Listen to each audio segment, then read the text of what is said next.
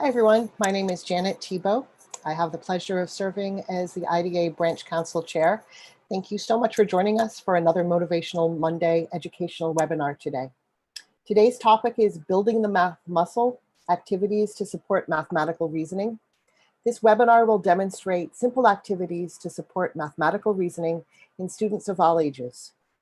Our next two webinars will be Resilience in Challenging Times, Part 2, Nurturing Hope and Resilience in Our Children, and then Building Background Knowledge and Vocabulary. So please continue to check our website and eBlast for more information on both the descriptions and the dates for these webinars. We hope that you're enjoying these webinars and finding them informative. We're working on increasing our subscribers, so we encourage you to click the subscribe button on YouTube and like us on Facebook. The IDA conference is going virtual. Please be sure to register for our virtual conference, which will be held November 13th and 14th this year. There will be sessions for everyone, so please go to our website for more details and to reserve your spot today. IDA has awarded over 30,000 scholarships for computers, software, and assistance to families and teachers, and we continue to get more requests. We're asking for just $1 or more, so please make a donation to IDA's COVID Relief Fund by clicking the donate link in the YouTube description or using the donate button on the Facebook page. And now I'd like to introduce our presenter for today. Marilyn Zecher is a nationally certified academic language therapist and former classroom and demonstration teacher. She's a specialist in applying Orton-Gillingham-based strategies to a variety of content areas, including study skills, handwriting remediation, incorporating structured literacy into secondary ELA classrooms, and written language for students with dyslexia and related learning challenges. Marilyn is most known for her work in developing an Orton-Gillingham approach to teaching math.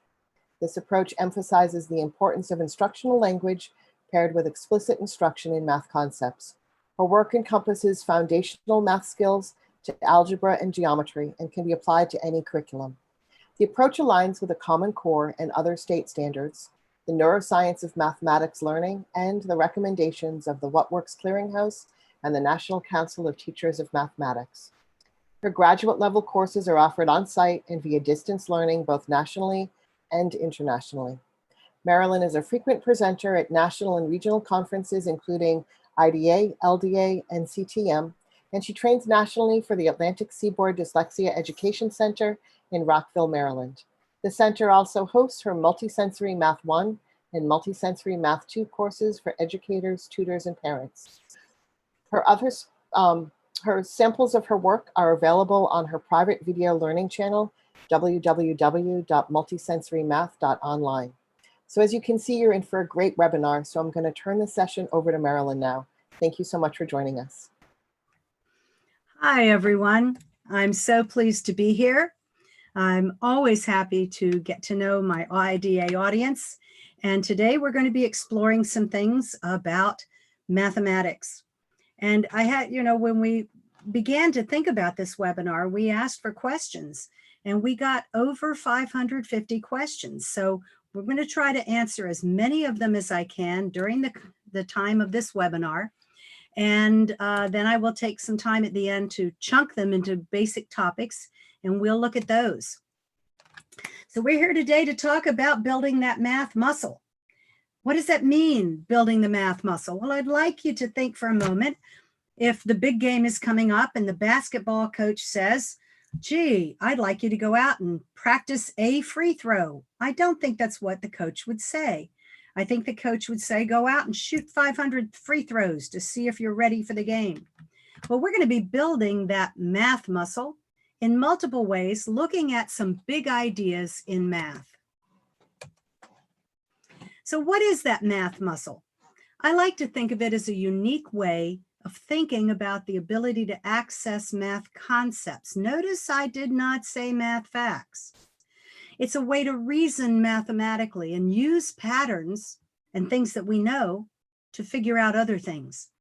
It's an understanding of the ways our number system works and for us to be able to access many of the patterns and strategies for using math in our daily lives. Why? Well, we know that many people feel anxiety about math. They just feel like they're not good at math. In fact, one study in Great Britain said that there were a majority of people would be very embarrassed to say they did poorly in math, but a very much smaller group said they would be embarrassed to say they did poorly in mathematics. They were confident in English, but not in math. So many times people who struggle even a little bit want to just say, well, I'm not good in math. This is particularly true for people with learning challenges, things like dyslexia and related disabilities. So math and language do have a connection. We know that math begins very, very young, even before children begin to talk. They begin to visualize quantities and be able to tell more or less within small quantities. They can compare them without language. As they begin to quantify, to figure out how many and how much, they can learn patterns which help them recognize larger quantities. But for those with language-based learning disabilities, there can be some bumps in the road. This may mean using alternative methods for learning math facts. We may learn some of our early math facts with visual patterns, and we may link them to numerals and math facts. But instead of sound symbol correspondence, in math, we learn quantity symbol correspondence. So what can get in the way of academic progress in math? Well, certainly we can have language-based learning disabilities. We can have an expressive disability, problems with receptive language, but other things can get in the way of math too. There is such a thing as dyscalculia, which has to do with quantity recognitions, manipulation of those quantities. But other things can interfere with progress in math too. Executive function deficits, being able to organize and plan and get through all those word problems. If you have trouble with attention, it also could mean that maybe you lose focus in the middle of a multi-step problem. You might have working memory deficits. So if the teacher says, read the whole word problem, go back and circle the numbers and figure out what you do with them, by the time you get to circle the numbers, you forgot what it was about. And we can have processing deficits. I like to say some of my students process language very slowly, like the old computers when you used to watch the picture you were trying to download creep down the screen. It doesn't mean there's a deficit in intelligence. It simply means they process language more slowly. But this is all the more reason why, when you start to have trouble with language or math, you need a good assessment. You need an evaluation so you can find out what it is that's getting in the way. Is it that you have trouble retrieving words? Many of my students want to come into class and say, I need that thing, you know, the thing we were working with yesterday. Or where is that thing you dry your hair with? Word retrieval can definitely impact mathematics. Dr. Sally Shaywitz says in her book, Overcoming Dyslexia, that students with dyslexia may have some difficulties with the organization and retrieval of math or the expression of math. And so when the teacher says, tell me how you got that answer, some of our students will struggle with that, especially if they haven't built it, if they don't have something that they can refer to as a roadmap for explaining. So we need to get a good evaluation to find out exactly what it is that's impacting the math. Given that, there are some generalities that I'm going to go over today. We also have this other piece that I like to think of as very complicated. We have students who show up with a lot of baggage. They know addition, subtraction, fractions. They know how to flip and multiply. They know all sorts of procedures, and they don't have a clue what it's about. So when you ask them to share their work or do a word problem, if you just gave them the numbers, they could probably do it. But they have a very, very poor conceptual foundation of math. That's really what this presentation is about. So we need to learn with our whole brain. Dr. Judy Willis likes to say, using multiple sensory areas creates memories in different parts of the brain, which aids retrieval. That means that if you've built it with your hands, you've seen it with your eyes, you've talked to yourself and used that inner monologue to describe what you're doing, you've got memories in different parts of the brain that are going to help you retrieve it. So some of our strategies that we believe in according to science-based education, reading and math, in our world, we believe in the science of reading, but we also can believe in the neuroscience of math. We believe that multisensory instruction is the most effective. We believe that we should take time to develop mastery. And we have a saying in our field, go as fast as you can, but as slowly as you must. That may mean offering students multiple representations, multiple repetitions to develop mastery and over time. It doesn't mean we need to lock a 14-year-old student in a third grade curriculum. We'll talk about that too. So how are math and literacy instruction similar, and how are they different? Well, first of all, in our field, we can use many of the same strategies. One of the most important ones is called simultaneous processing. That means that as you're touching something, as you're drawing it or manipulating it, you're also hearing yourself talk about it, you're seeing it, and you're writing it all at the same time. You're reinforcing that through multiple sensory experiences. Coding is where we label things for meaning and apply it to a useful purpose. Think of coding the commas in the place value system. I have so many students who come to me, older age students, who cannot read big numbers because they were assigned names for place values instead of understanding how our number system is built. We use our multisensory experience, our input, and we can use large motor muscles to tell us things. For example, I teach the 9 times table to third grade classes in about 10 minutes using what I call the 9 times table conga line. I do transformations of functions, translations of functions around the coordinate plane with the pipe cleaner or the body.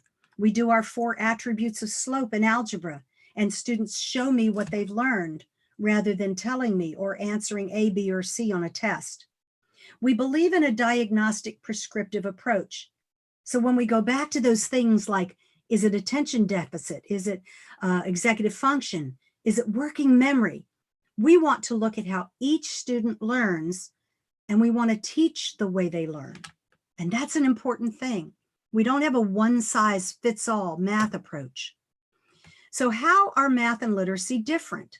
Well, first of all, in literacy instruction, we're talking sound symbol correspondence and that horizontal growth of structures. We have sounds that build syllables, syllables build words, words build clauses and phrases and sentences and connected text. We would not give a student 2 syllable types and hand them Shakespeare. Math is more vertical. It's a hierarchy of concepts that build on each other as we go through complexity. So in the standards, when we say in kindergarten and first grade, addition, watch the gross motor, is putting things together. Subtraction is taking from. Multiplication is making many of the same quantity, and in division, it's separating apart. Well, that addition is putting together works, whether it is 2 plus 3, 372 plus 17, or 3x plus 5x. It's the same concept. And so we have to be able to reach back to lower skills to bring our students who are struggling forward. And we make those connections vertically. And in math, it's not sound symbol correspondence, but quantity symbol correspondence. One early special educator identified it as understanding the 3-ness of 3. I can have 3 objects when I get to them on the number line, but I can apply that concept of 3 to making 3 groups of 7 or 3 groups of x plus 2. So we need to know that quantity symbol awareness and manipulation and structure is more vertical. Arithmetic and fact retrieval sometimes cause difficulties for many of our students, especially those with dyslexia. Arithmetic is a tool by which we do math. And so fluency is important, but it can't be rushed and it can't define us. My favorite cartoon comes from Red and Rover, in which Red is sitting at the table and he's studying his multiplication table, and his dog Rover puts a ball on the table. And the next panel, you see Red outside throwing the ball for Rover. And he says, in the end, a multiplication table isn't going to sit up with you all night when you're running a fever. We cannot be defined by our deficits. We need to look for strengths. And we can develop strengths in fact retrieval if we look for patterns and we use a multisensory approach. So what is that multisensory approach? This was asked over and over in the questions that came in. First of all, we are going to use manipulative objects to teach all levels of math. We're going to use explicit instruction, concept-based instruction, not procedural, but concept-based, and that's going to feed the internal monologue. That means if you're an algebra teacher, you can very easily teach exponential growth. Let's look at a really quick example. I'm going to go to my document camera, and I'm just going to give you a quick trip down exponential lane. So if x is 2, x to the second power, x squared, might look like that. And x to the third power will be a cube of 8 centimeter cubes. But if my base is 3, x squared will be 9, and x to the third power is a much bigger quantity. And if I have a base of 4, 4 to the second power will be 16, and my cube will be a much greater quantity. Having something tactile and visual helps students understand why I cannot add x to the third power to x to the second. So when we use manipulatives at all levels of math, we're actually helping students to visualize the math they have to learn. So manipulatives at all levels, explicit instruction, concept-based rather than procedure-based.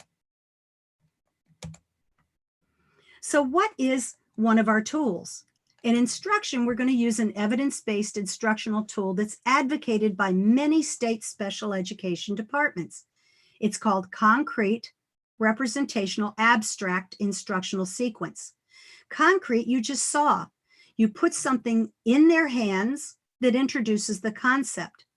The pictorial level or the representational level allows students to carry the memory of that with them and carry it into their computational activities. They can practice, they can draw pictures, and an abstract uses only numbers. I want to emphasize that lots of times teachers start at the pictorial level. We even have research studies that show that students who learn fractions only by drawing and circling things don't retain those concepts. It's the cutting and the breaking of things into equal parts that makes them retain those fraction concepts. And so when they can draw a picture, they can visualize what they're doing. That's also supported in the latest What Works Clearinghouse Practice Guide on word problems. Guess what it said? Strong research evidence. If the student can draw a picture, that student can more than likely solve the problem.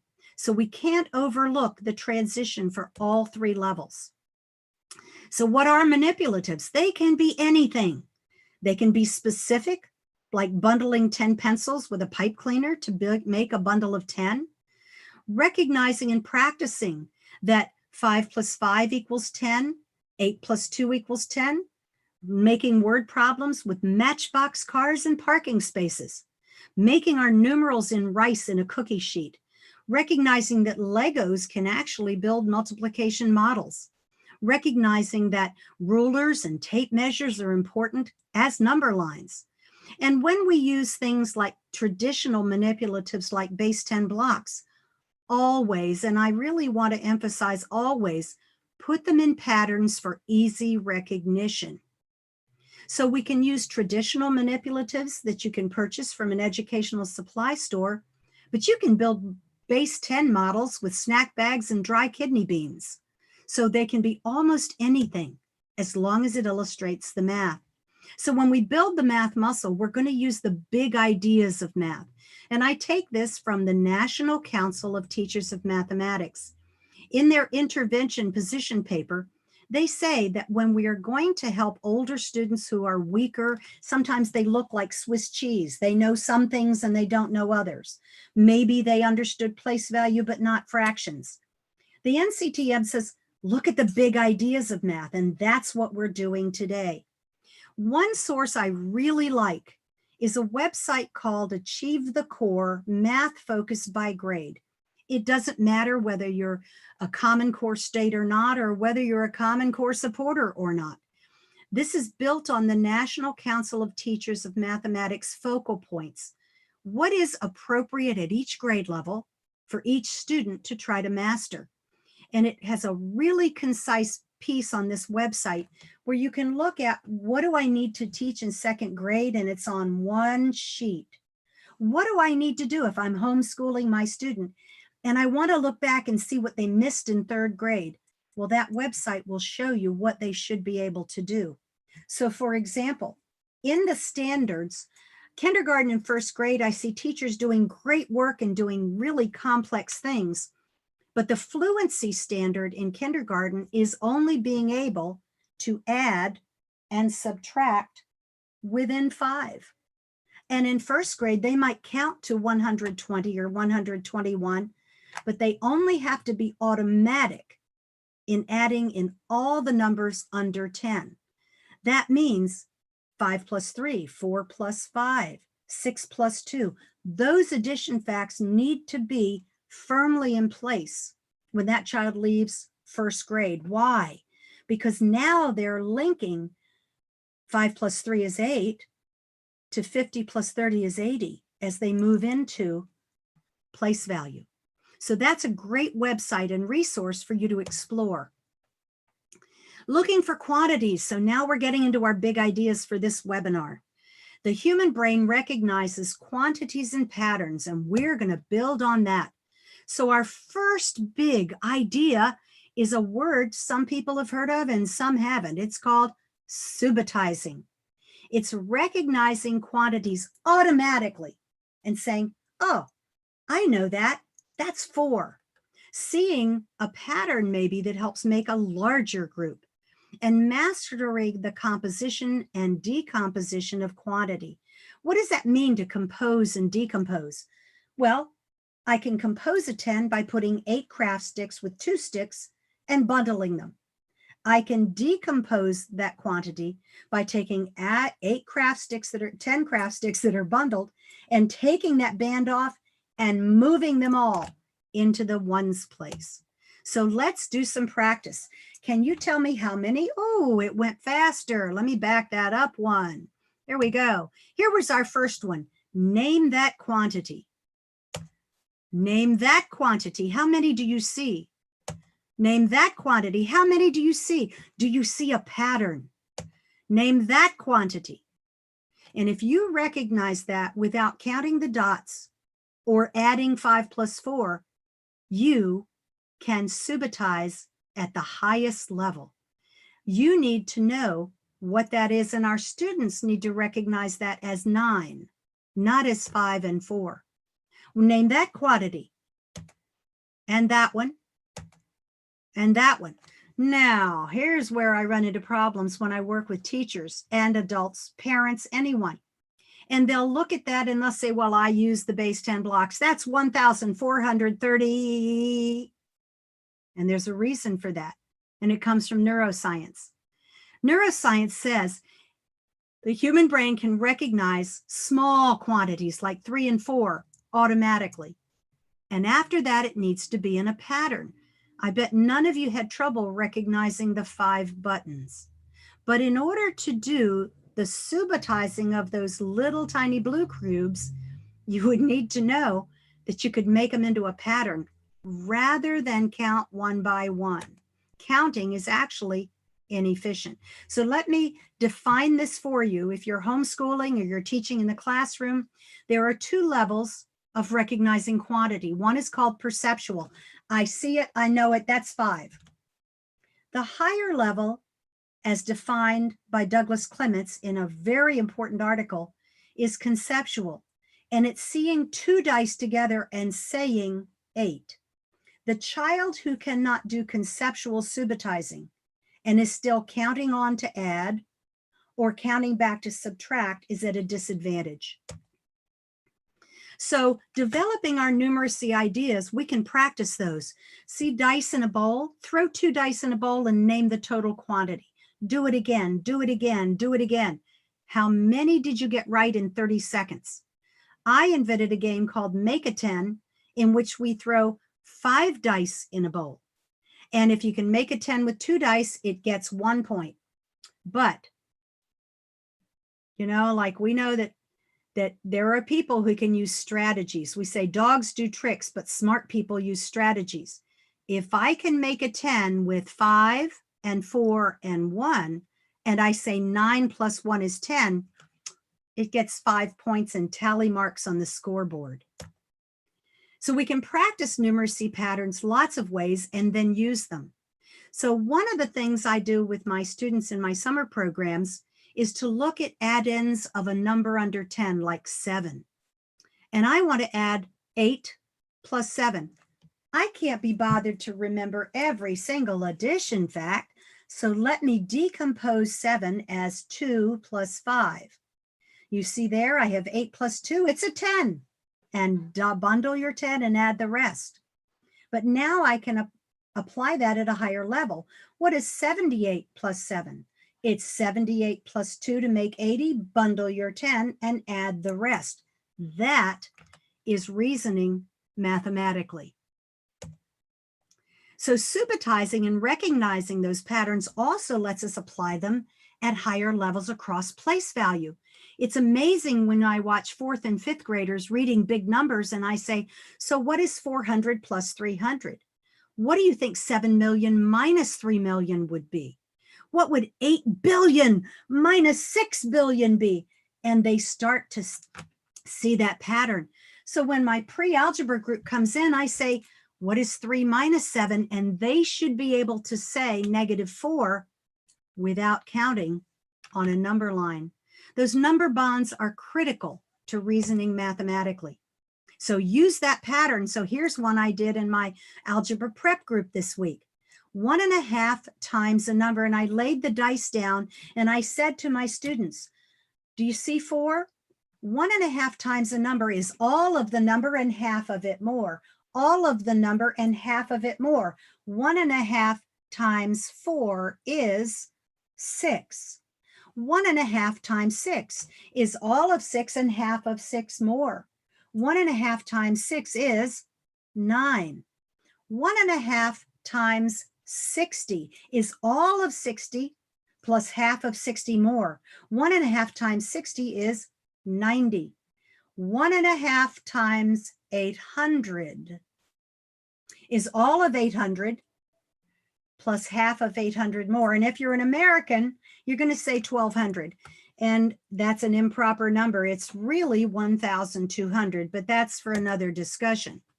So number bonds across place value are incredibly important, and they're built on those pattern relationships that are built in kindergarten, 1st grade, and they impact our students at the pre-algebra level when we get to integers, and also at the algebraic level when we're combining like terms. What is 4x squared minus 7x squared? And you have to know those number bonds.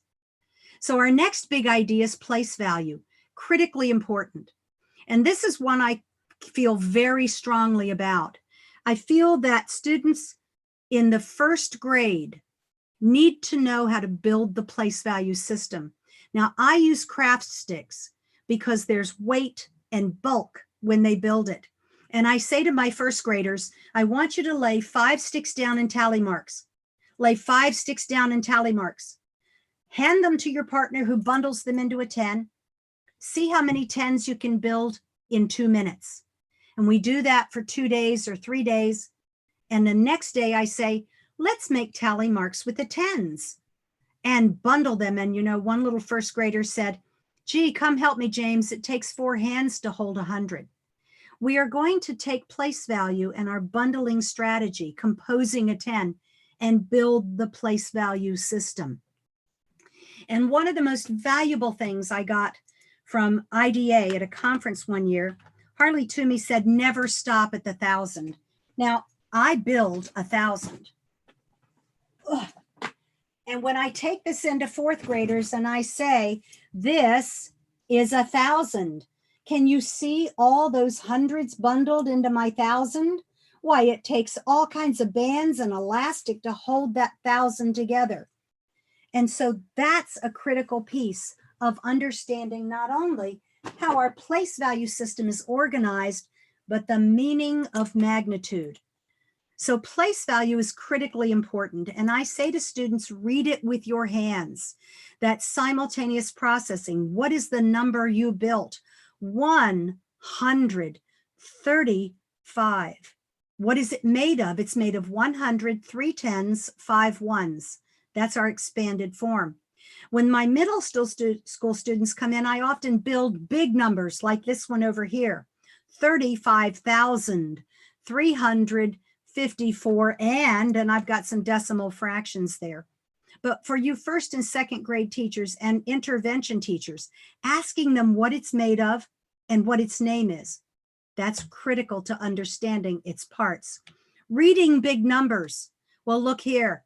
We need to know, and this is from Dr. Joyce Steves, who's one of our early IDA pioneers in math. She said we use 3 levels of language: the language of the child, the language of the teacher, and the language of math.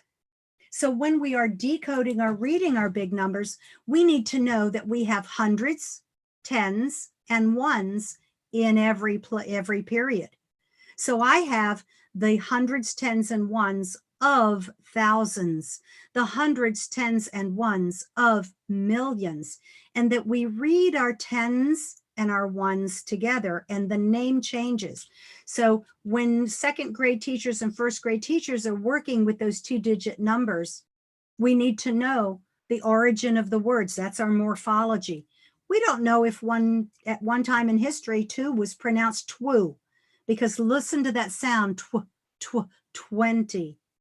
So we need to know how to read our numbers. And coding, in literacy, we would code a vowel for sound. Here we're coding the commas for the name of the period. So we have 860, and we make our comma in the air, billion, 243 million, 751,986. It's important to let the students know that they have places and values that are ones, tens, and hundreds, because if we just call it the thousands place, or the 10,000 place, or the 10 million place, that language may not be clear to them. You want to transition to the language of math. And our next big picture item is expanded form. What is it made of? And what is its name? So when I say what is it made of, my expanded form tells me 100, 3 10s, 5 1s, and I'm always putting them in a pattern. So I can look at this and estimate what 2 of that quantity might be if I added them, or why I need to only add 10s to 10s, 1s to 1s, or hundreds to hundreds, because they're different magnitude. And though, as I say, Harley Toomey once said, never stop at the 1,000 cube, I like to say, you can tell them this is 1,000. You can't understand it for them. So building it is the best way for them to understand it. So our next big picture item is making many of the same quantity. And again, manipulatives are going to be the best way to introduce students to multiplication. It is not just naming the numbers as we skip count. In fact, skip counting doesn't teach multiplication. Skip counting is what says in the standard lays the foundation for multiplication. So looking at these little centimeter cubes, which I use for distance education, I can lay my multiplication models side by side. The student can touch them as we skip count. And we can also see that when 2 and 3 and 4 are different, that the quantity is going to multiply and get greater much more quickly. We want to see those patterns, and we can even lay them side by side and see common multiples, because when we have those common multiples, they're going to change colors at the same place. And my favorite tool is one I invented to help a 7th grade student who came to me, and it's called Strings with Wings. So I'm going to go to my document camera again, and we're going to explore why I call it Strings with Wings. So first, let's take a look, and this is good for you teachers who are doing virtual education this year. You can lay a manipulative down under your doc camera and explore it.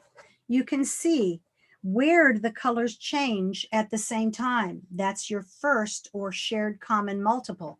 And yet they'll change colors in different places too.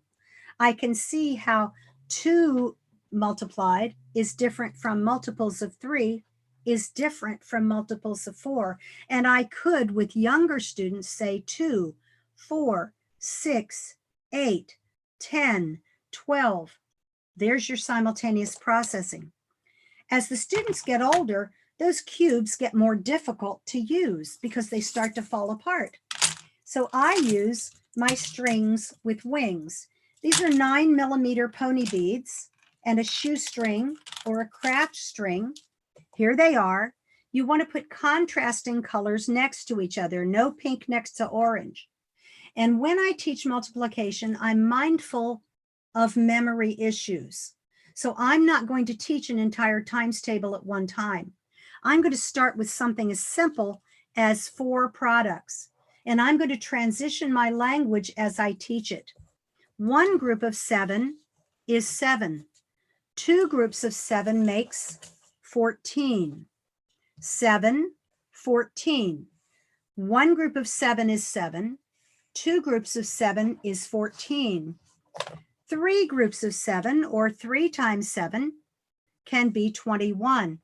Now think of the number associated with that quantity when you see it. 7, 14, 21. 14, 7. I'm going to go to 4 products in the multiplication table of 7. And I'm going to touch it with the student, and I'm going to say 7, 14, 21, 28. And we're going to think it. So 2 times 7 is, 4 times 7 is, 1 times 7 is, 3 times 7 is. Can you see how that's so much more powerful than flashcards? Because flashcards are as if I asked you to name, this week we're going to learn all the countries in Africa and their capitals. And I'm going to give you a flashcard. And when you see Gaborone, you better say Botswana. When I show you Windhoek, you better say Namibia. They're meaningless without a map. Well, multiplication can be meaningless without seeing the quantity you're making. So why do I call it strings with wings? If I had 21, how many groups of 7 could I make? If I had 23, how many groups of 7 could I make? I can make 3, and I have a remainder of 2. And in our 6th grade standard, we have to name that as a fraction. It's 2 out of the 7 I need to make a new group. So we're going to teach multiplication and division at the same time. Let's see where this also goes. If I had 21, how many are in each group? 7. If I had 2 of those groups, 2 out of the 3, how many would that be? 14. So 2/3 of 21 is 14. If I look at 28 and I have 4 groups of 7, how many of you can now tell me what 1/4 of 7 is? How many of you can tell me what 3/4 of 7 is? How many of you can tell me what 75% of 3/4 is? What's 50% of 28? Did I say that wrong? I think I did. 3/4 of 28 and 75% of 28, 21. 50% of 28, half of 28. And my little 7th grade girl got to this level on her first lesson. And I said, what do you think half of 21 is? And this is what she did to show me her reasoning. She said, I'd have to break that bead in half. Half of 21 would be 11.5. So manipulatives can form a very crucial bridge to understanding our math concepts. That includes fractions, that includes algebra, all levels of math. So I'm getting down to where I got to get to questions. So here we go. This is the William Tell Overture. So our next big idea is the distributive property, and that comes from place value. What is it made of? And I know you all know your 17 times table, so let's practice. What is 17 made of? It's made of 110, 7 ones. 110, 7 ones. 3 times the 10 is, hold that number in working memory by saying it 3 times.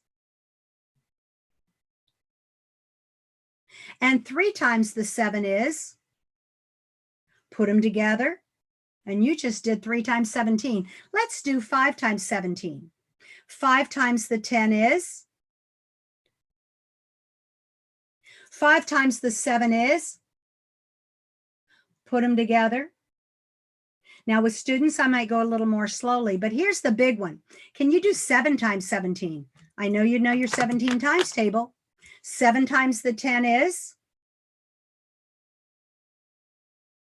and 7 times the 7 is, but putting them together, 70 plus 49, well, I might have to decompose 49 as 30 plus 19, because 70 plus 30 gets me to 100, and 19 more gives me my product of 119. So math reasoning comes from understanding our patterns. Multiplications use a place value based array that shows both the factors and the product, not just columns and rows of dots, because it's too busy for our students. And you need to link things like 3 times 4 is 12. So the first answer I would get is really 4012. What a silly number, 4012. I have to compose a 10 to get 52. So now we're talking about breaking into parts, and we've already done the division with our strings with wings. And I've shown you how to name the remainder as a fraction of the divisor. I wonder how that works in fractions. Looking at my number line, how many halves will be between 0 and 1? How many halves?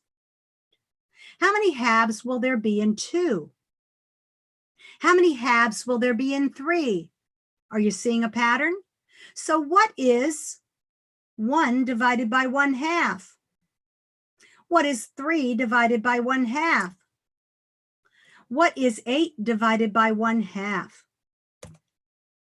And so when we get to this fraction level, I created this graphic because division of fractions can be really difficult for many people. And I created it so it would be in the PowerPoint handout, but I want to show you the language we use with it as we move forward. This will probably be my last sharing screen.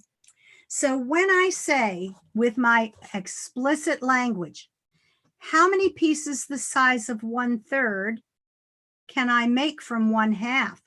Clearly 1/2 is bigger, so I can make all of it. I can make all of it and some part of it. And so my question is, what part of 1/3 is my remainder? Well, indeed, it's one of 2 equal parts that make my third. So my first answer of 3/2 makes sense. It is 1 and 1/2 of my third. If I divided 2/5 by 3/10, once again, I get a remainder that is some part of what I'm dividing by. What part is that of that? It's a fraction of it. And in fact, it's one of the 3 equal parts that make 3/10. So 2/5 divided by 3/10 is all of the quantity 3/10, and 1/3 of it more. So that's how we reason with explicit language up through division of fractions. Back to my screen again. So here we go. We can use this as our last demonstration. Those cubes, you see them again, and how clearly they show up for distance learning under the document camera. So if I found $8 and I put it in my piggy bank and I added $3 each week for my allowance, how much would I have after 2 weeks or 3 weeks or 5 weeks? The ground floor of Algebra 1 is called linear functions with slope-intercept form. This is a model of a linear function that could go to infinity. So I find my 8, I add 3, and so in the first week after that, I now have 11. And the week after that, what do I have? And the week after that, what do I have? I call this prove by construction in algebra. So building that math muscle, it's getting to know quantity, getting to know our quantity patterns, the structure and symmetry of our beautiful place value system, how we build from one concept to another through the hierarchy of concepts that make our math, and use manipulatives to help illustrate and reason mathematically. So math is not just about getting the answer, even if it's right. Math is about understanding the meaning behind the math. It's about problem solving, understanding our world, and how we all fit in, even if we learn differently. So it's time for questions and answers. And at the end of this presentation, I have some strategies, I have a list of manipulatives and some resources, and they'll be available through IDA tomorrow. So our topics are virtual learning. I hope I've illustrated that yes, you can do virtual learning with manipulatives. If you have a small group of students, you can create what's called a go bag. And if you use hard plastic manipulatives in a classroom, you can put them in a Ziploc bag and they're easily sanitized. You don't have to give a student a full set of base 10 blocks. You can give them 2 flats of 100, maybe 20 10s and 30 to 50 cubes, and you can sterilize those in a mild bleach solution once a week, but they belong only to that child in that classroom. Or you create that and send them home. So you can actually have students do the manipulatives with you. You can have them in virtual education write their answer or draw a picture and show it to you. You can even use a coordinate plane that they can show you. So you can do virtual education with multisensory math at almost every level. I like to use a pipe cleaner. Now, I'm not sure which is my left and your right, but for me, I think it's backwards for you. I make these into linear functions and we trace an increasing slope. We trace a decreasing slope. We do a 0 slope and an undefined slope. And I can see that my students understand that. So now let's go on to another topic of math fluency. Multiplication can be more difficult for many students with dyslexia. And according to what Dr. Shaywitz said, it's because it's word retrieval, largely word retrieval. So you've got to build quantities where they see the multiplication products emerge. And you want to teach only a few problems at a time. You want to make sure that they use those to mastery. So for example, in my summer camp, I do a select restricted set of number facts that I use so much that now every single one of my students can tell me that 3 times 7 is 21 and 4 times 7 is 28. And we use those for long division and we use them for all sorts of things through the camp. I call it a restricted number facts. And if you're in an inclusion classroom, you can teach the core lesson with restricted number facts so all students can participate. Have them write those number facts on what I call a near point reference during the warm-up, and then it's on the desk. I do not use calculators with my students in class. And I do not ever give a completely filled out times table chart because it's visually distracting.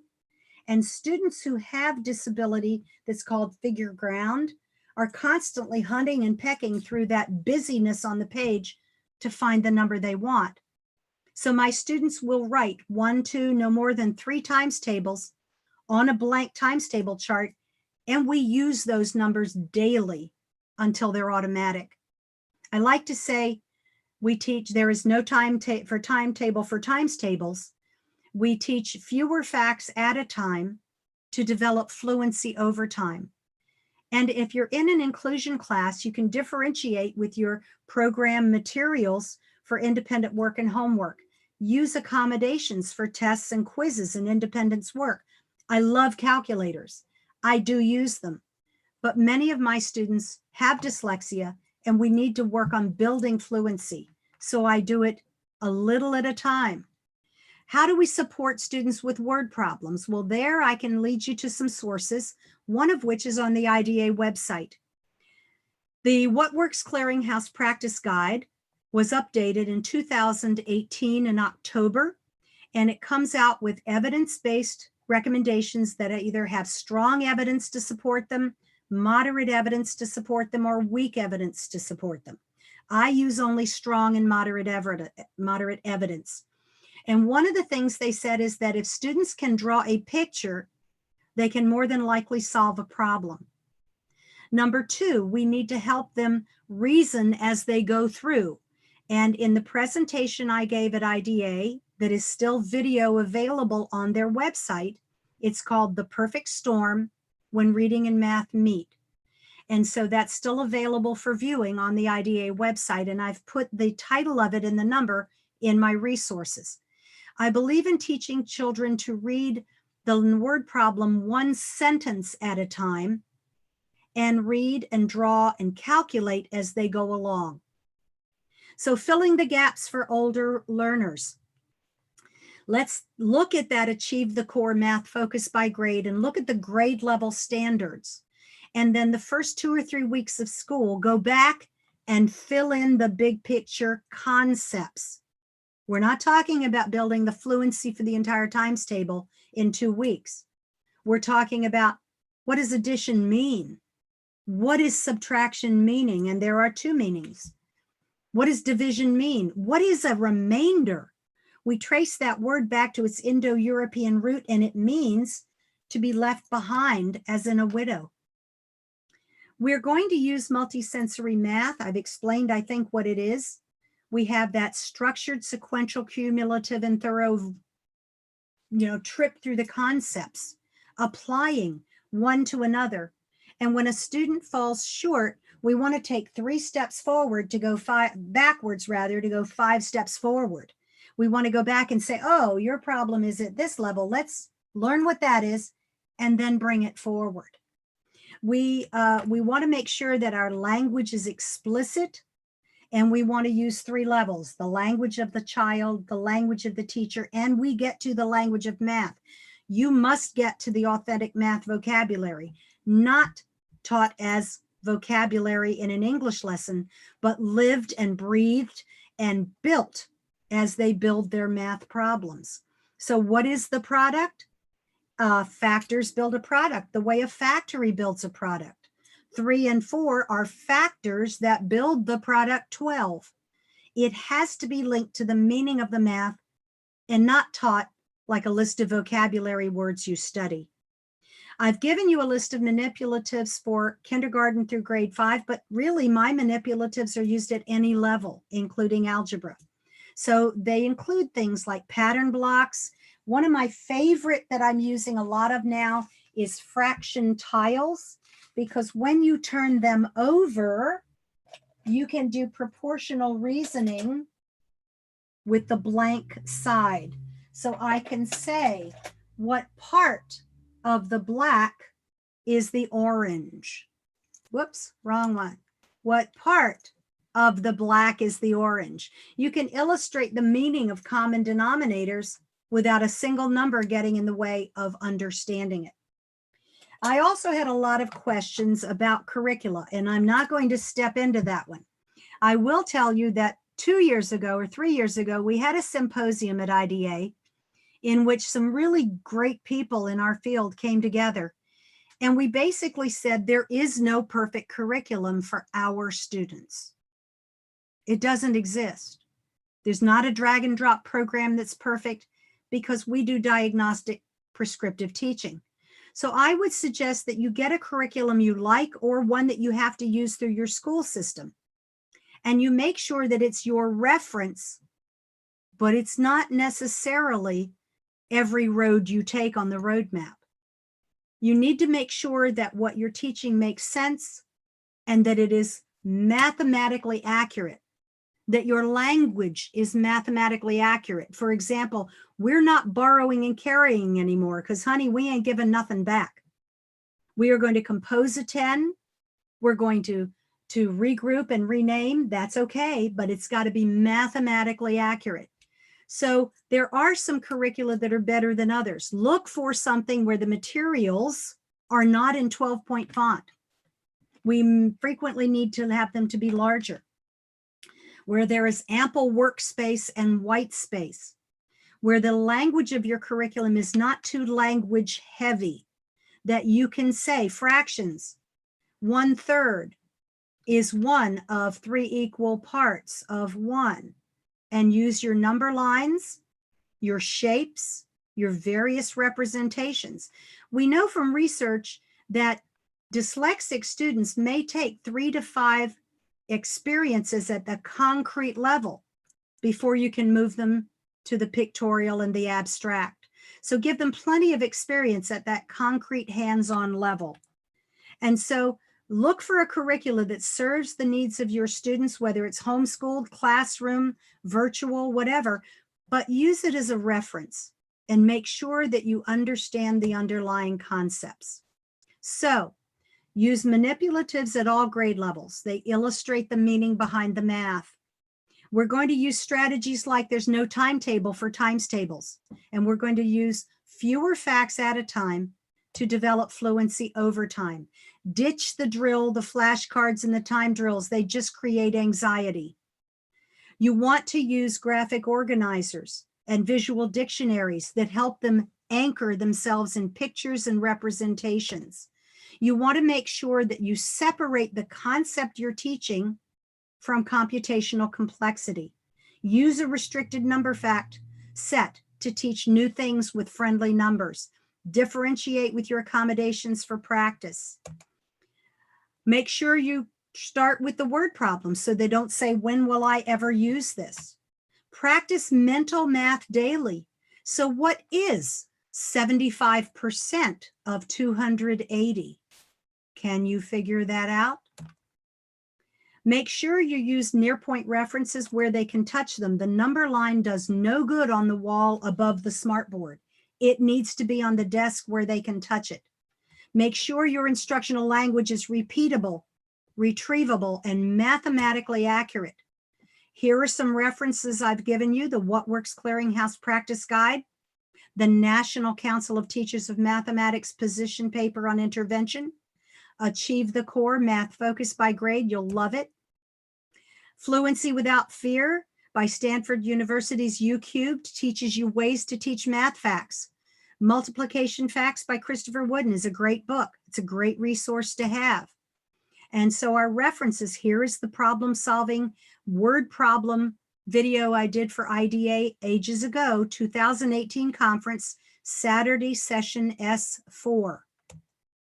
And so references, you can find me at asdec.org for my 2 30-hour math classes, Multisensory Math 1 and 2. For workshops and short examples, some of which will be free, I will be launching my Multisensory Math online channel soon. And so manipulatives for all level, here's your list. It'll be on the handout tomorrow. Alternative manipulatives, might have them around the home. And for virtual learning, things that you can do. And I believe I'm finishing just about on time and ready to give this back to Janet. As always, Marilyn, thank you so much for helping us think about math in a structured and multisensory way. It's always a pleasure to hear you produce, so thanks again for joining us today. You're welcome. I have a few reminders as we get ready to leave. For those of you listening, please consider donating to the IDA COVID Relief Fund. Please register to attend IDA's virtual conference in November. Subscribe and like us on social media. And if you live in an area that has a local branch, I encourage you to connect with your local branch and get involved with the work that they're doing. Thanks so much, everyone, for joining us. Stay well. Have a great week. And again, thank you so much, Marilyn. It's always a pleasure to see and work